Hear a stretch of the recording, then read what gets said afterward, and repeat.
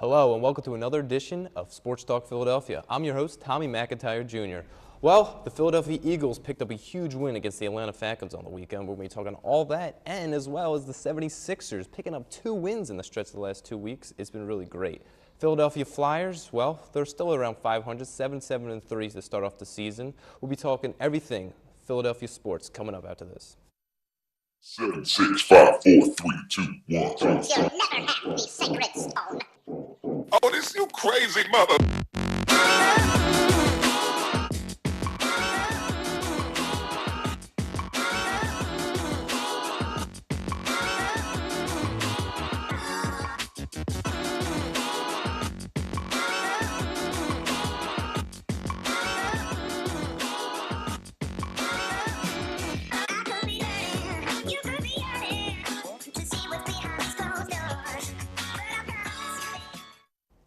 Hello and welcome back. Well, Philadelphia Eagles, they got off to a dicey start over the last couple of games after a nice 3-0 start to the season. But hey, look, they get a big win against the Atlanta Falcons, one of the best offenses in the league. Defense came up large. Let me introduce my guests today. To my left, Josh Abrams coming on again, talk some Eagles as well as the Flyers and Sixers. Dana Pecoraro, pardon my, say your name. Pecora, pardon me. As well as Kyle McIntosh. Thank you so much for coming on. So let's get right to it, guys.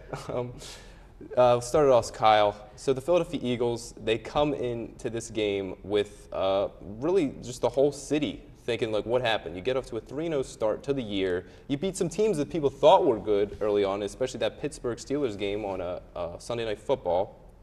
But look what happens. You fall to some critical games. You lose a tight one in Detroit. You lose tight games in the division, now 0-3. But they get a big win against a team that many people in the NFC think is a great offense, led by Matt Ryan at quarterback. So tell us what you kind of thought about this game and this win. So I think this game is just going back to basics, having a strong run game. And going back to what you said about how we got our start, Carson Wentz's season so far, it's been exactly what we needed. He had some success, built some confidence, and then he had some challenges. And a good quarterback will have challenges in his career. It's important that he's able to bounce back and then come back every game fresh.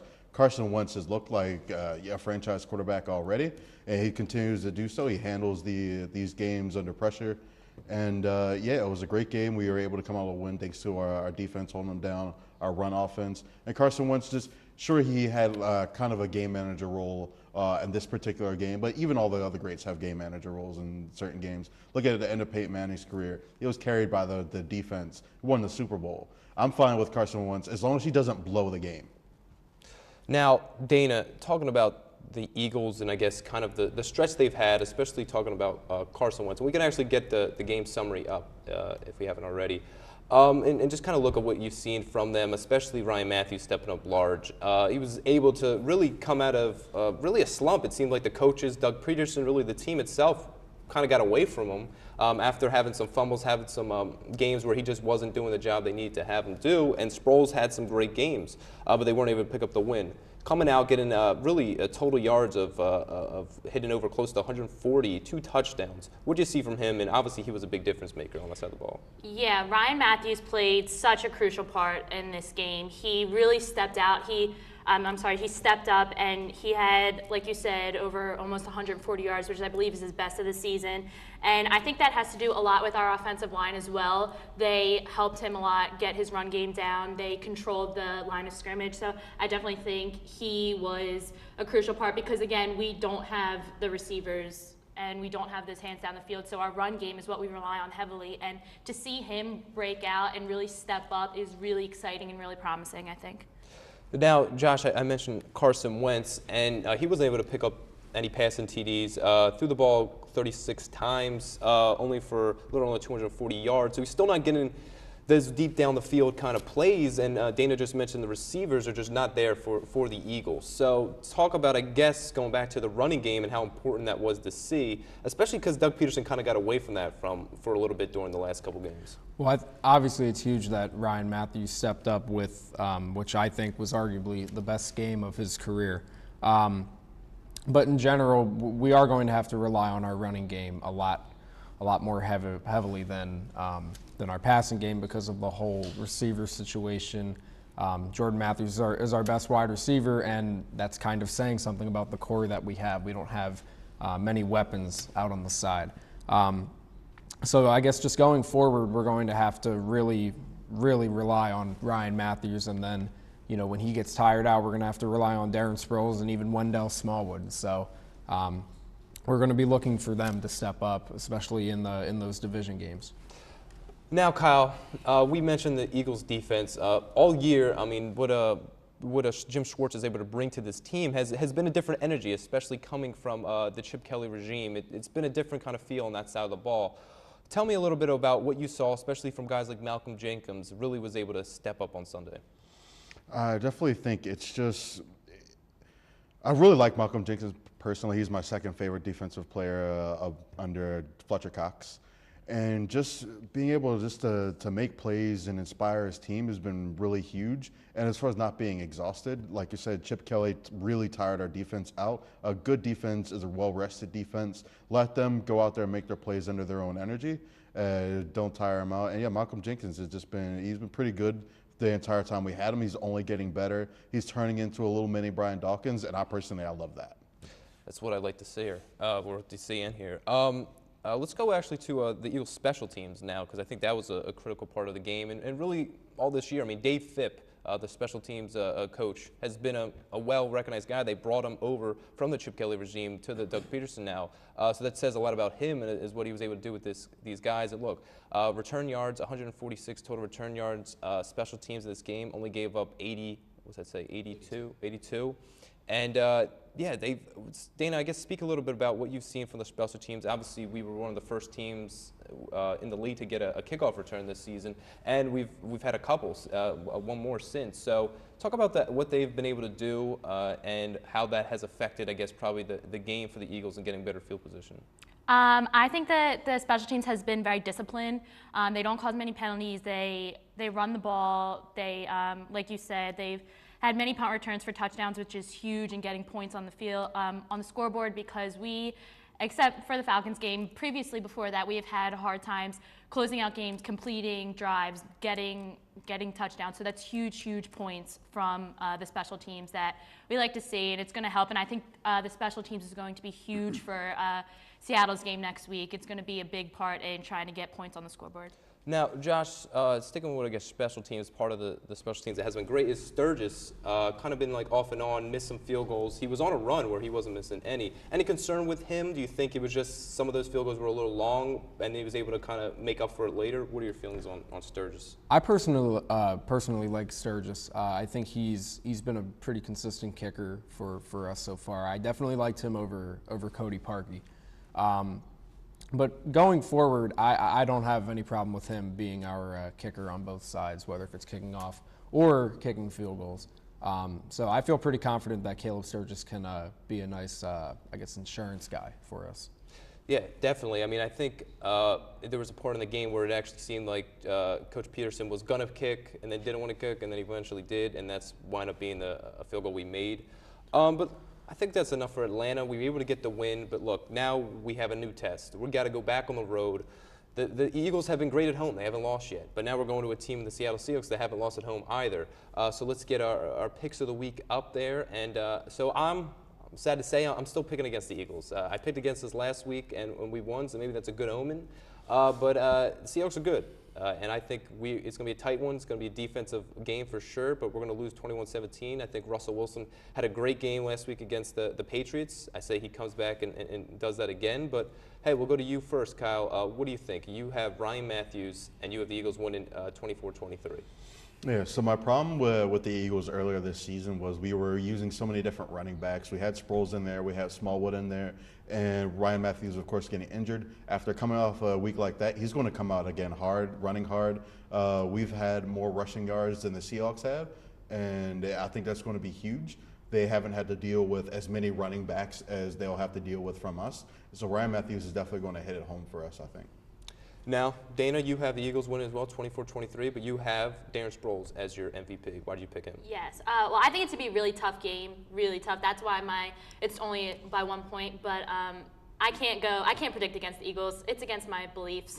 I can never. But it is going to be tough going into Seattle. They are the hardest place to go play in the NFL because of the loud noise in there. So it's going to be hard.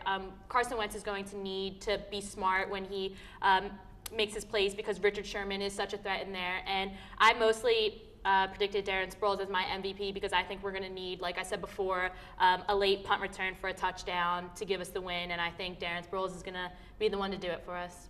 Now, Josh, you have the Eagles as well, but you've taken the other side of the ball, the defense side. You have Fletcher Cox as your MVP, and you have the Eagles winning, 21-17. So you have the opposite of my score the other way. Right. I think the defense this year has been kind of sneaky a little bit in terms of I think they are top 10 last time I checked, but that might have just been the power rankings. But anyways, I feel like Fletcher Cox is really going to make a difference in this game because I feel like Seattle's offensive line just won't be able to keep up with him. And even if it isn't Fletcher Cox, it could be Connor Barwin or anyone else on our front four or even our front seven. I feel like the defense is really going to make a difference whether or not if it stands out or not. You know what I mean? Yeah, and Kyle, we'll finish with you. Let's say the Eagles probably need this one, right? I mean, I think this will be a big, this will say a lot about them. To go on the road, to go in Seattle. They've struggled on the road this year, and they struggled in their division. This is an out-of-division game. Do they pick up the win? I mean, you said you're going to pick up the win, but what is the critical thing? What is one thing in this game that's going to have to be all said and done? Their defense is going to be maybe Carson Wentz stepping out of zone and just making some big plays. Who's going to be the critical piece outside of the guy you already picked as your MVP? Yeah, I definitely think Carson Wentz not blowing the game is going to be huge. One thing about the Eagles is they're always unpredictable. We beat the Patriots when we weren't supposed to beat them last season. I definitely think that this is the game, the away game. We're going to go beat an opponent that we have no business beating based on stats and predictions. I definitely think that Carson Wentz is going to show that he can lead the team better than Russell Wilson can lead his team, and even will those receivers to do better versus the best defensive in the league, in my opinion. Let's hope. I mean, those Eagles receivers have been, I mean, let's just face it, they haven't been great. We saw Jordan Matthews get a hit to the head. The referees have kind of not been on our side either, and people have been even questioning maybe the referees aren't getting us calls on like pass interference stuff because we don't even catch the ball. So that could be another thing. But so definitely something to look out for. We're rooting the Eagles on, even though I did pick against them, but I'm rooting. Yeah, we're going to take a quick break. I want to thank Kyle for coming on to talk Eagles with us. And Dana and Josh will be back, and Kevin will come on to talk some Flyers and Sixers. So stick around. We'll be right back after this.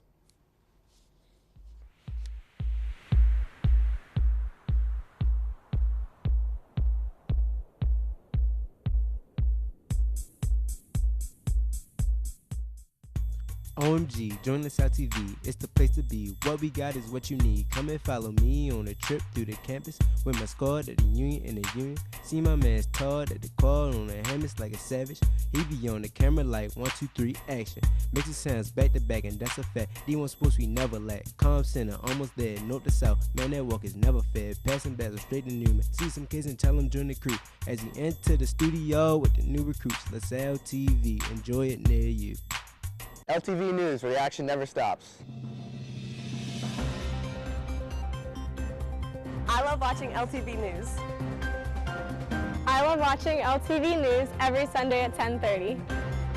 I love LTV News producer Dave Roberts. Before I go to class on Monday mornings, I watch LTV News at 8 a.m. I love watching Kirsten and Callie on LTV News. Tuesdays at 10, we watch LTV News.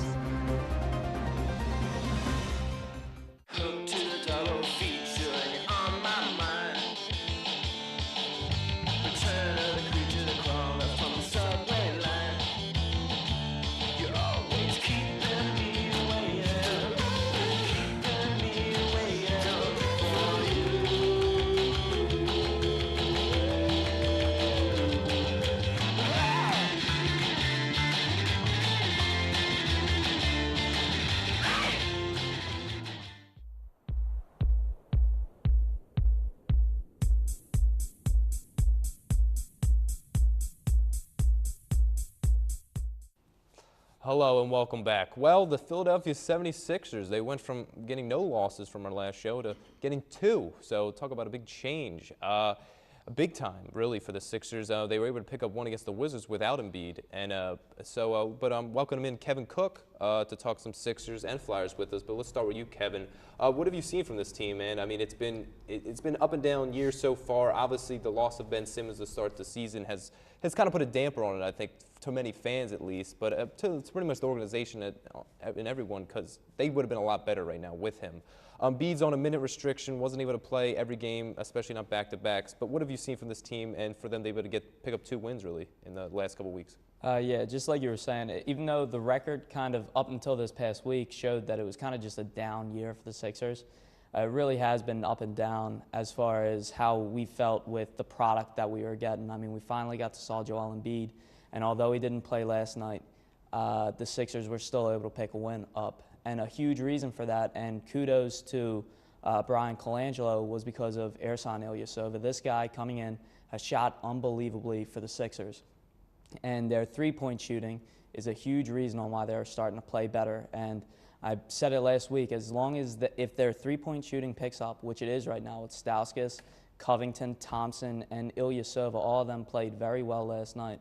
If they continue to play well, with big guys like Okafor and Embiid in the center, we're going to be a very good team. And as I predicted, wins would come soon and often, and sure enough, it really did. So moving forward, we got Noel coming back pretty soon, and I think that that's going to add another good center and big man to this team that is really shooting lights out right now. Yeah, it's a good point, because I think really the thing that's hurt the Sixers really in recent years, but especially this year, is the shooting. I mean, guys that have been our shooters, guys like Stauskas, who really since he's gotten in the league has Isaiah Cannon, yeah, sadly. Well, Cannon was actually a good shooter, though. That was like his one good quality. Thompson's been the best shooter we've had on the team, which is sad considering that, I mean, he doesn't really do much outside of that. And Covington, I mean, his first year with the Sixers, he was great. And over the last couple of years, especially the beginning of this year, struggled to make shots. And I think that's hurting them, because when you can space the floor more, especially with a guy like Joel Embiid, who can kind of play outside, but also if he's inside, you're going to help him, especially Okafor as well. But Josh, we can actually get the stats up of the Sixers stats in these last stretch of 4 games. You see Embiid in a couple games, he has 19 points, but as Kevin mentioned, Ilyasova coming in that Jeremy Grant trade, definitely been a nice piece. I think we've seen he's been acclimated to the team well. I think he might help out Dario a little as well, kind of just bringing him along as a rookie. Yeah, just speak a little bit about what you've seen from Ilyasova and the team as a whole. I'm very happy with the way Ilyasova has been playing so far. I wasn't sure what to think when we first traded for him and gave away Jeremy Grant, but shooting has been a real struggle for this team, especially in the past couple of years. And going back to what you said about Hollis Thompson being our best shooter and just overall struggling with the three-point shot, that's what Ilyasova helps us out with. We really need some outside shooting to stretch the floor and to get Joel Embiid some space in the paint so we can finish easier. So I'm, just overall very, very excited to see what happens with this team. Now, Kevin, I mean, we talked a little bit, you saw the stats of Stauskas there. He's kind of like an off-and-on guy. He isn't really making the shots like he needs to from the outside, but he can drive a little. He has a handle. He's kind of deceptively athletic, too. He can come up for dunks every once in a while. Talk a little about him. Do you think he can figure it out? Do you think he has a place on this team? Because it seems like the coaches have confidence in him. They just re-upped him. They gave him another year, like they signed to his contract. So obviously have confidence. What do you see from him? Definitely.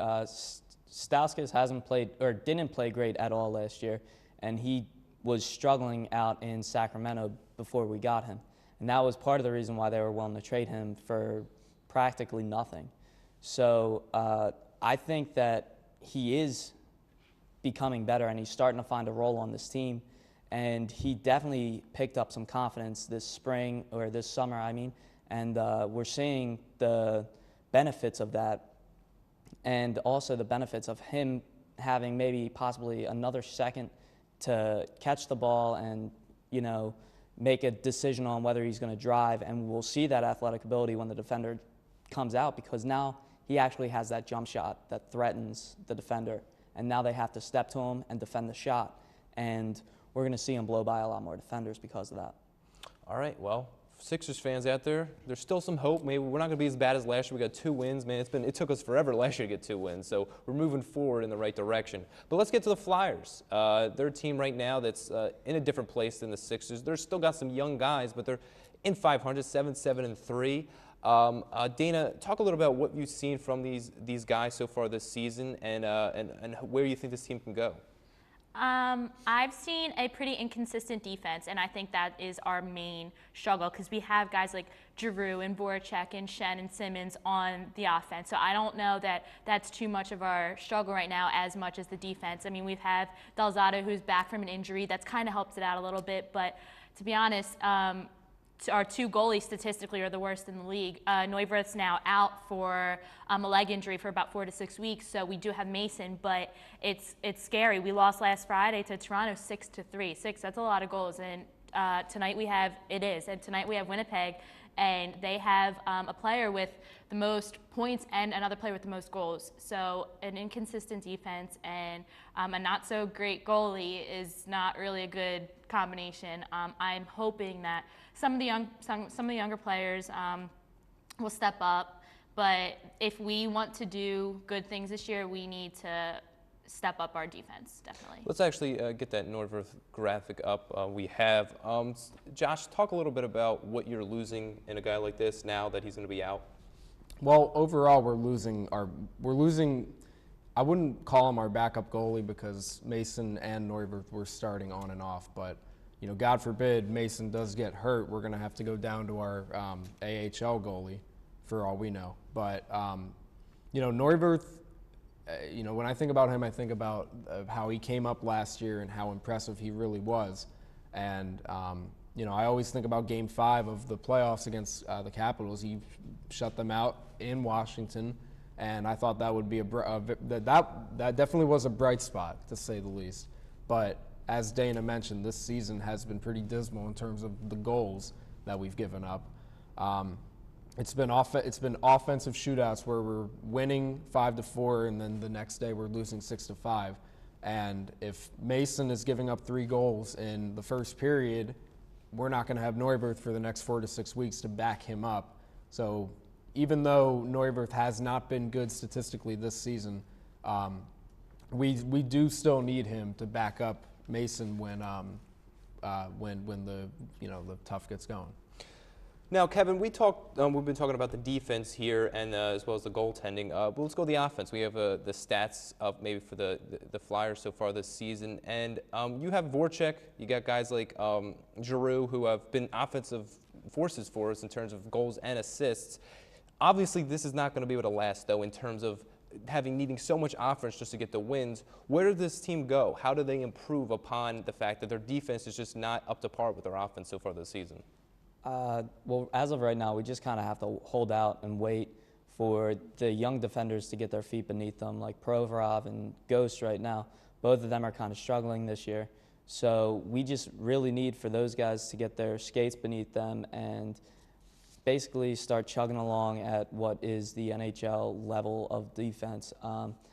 Offensively, like you were saying, we're good there, and as you saw there, we got young players coming up like Konechny that are proving that they have the talent to play in the NHL. It's just a shame that on the defensive end, we're not able to play strong enough defense so that we can win tight battles like the other night when we were up 2-1. It's a shame that we can't keep that lead.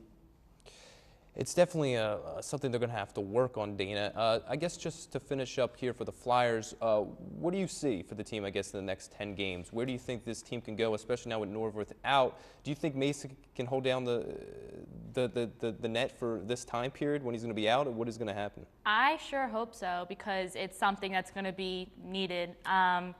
Like Kevin was saying, we have young defenders, so if we have an inconsistent defense, we need to have consistency somewhere, and that's got to be in the goaltending. And I'm really hoping that Mason can, pull it together and show us, keep us in these games, because our offense is doing it. It's our defense that's not. So what I see for us is we need to be hopeful. That's all I can give. Yeah, we just have to be hopeful. Hope for the Philadelphia Flyers. That's going to do it for the Flyers talk. But let's get into some Fast Five. Why not? Let's start with you. Kevin, Phillies. We haven't talked about them. They're in the offseason. Jeremy Hellickson, maybe a little bit of surprise just because not everyone knew he was going to come back to the Phillies, but signs arbitration for $17.2 million. A little much? What do you think? Yeah, I think that is a little bit heavy for Hellickson.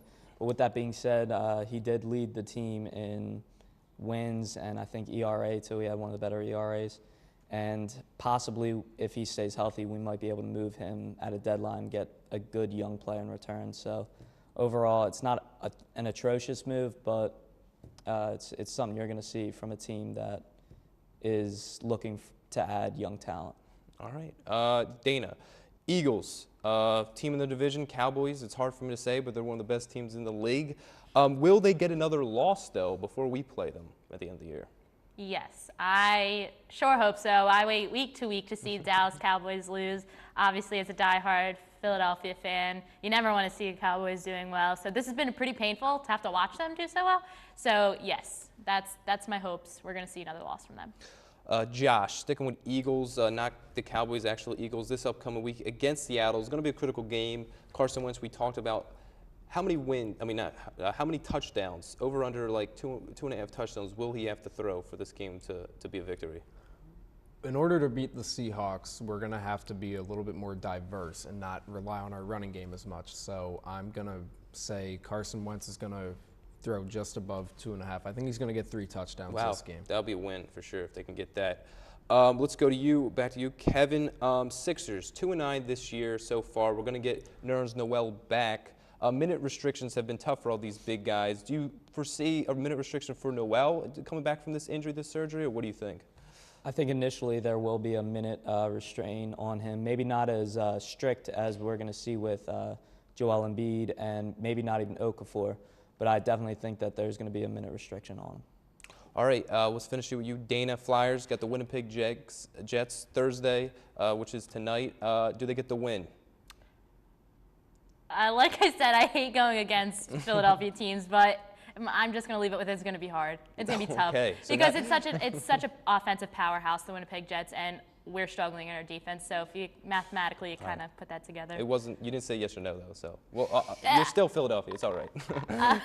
That's gonna do it for this show today. Thank you so much for tuning in. I want to thank all my guests. Kyle McIntosh coming on to talk some Eagles. Kevin to come on to talk some Sixers and Flyers. Dana for Flyers and the Eagles, as well as Josh for the everything. Really appreciate it. But yeah, I'm Tommy McIntyre Jr. You can catch all this and more on LaSalle TV, Facebook, Twitter. You can go on YouTube and get LaSalle TV. And yeah, so check us out, please. We air every Thursday, 10:30. We're out.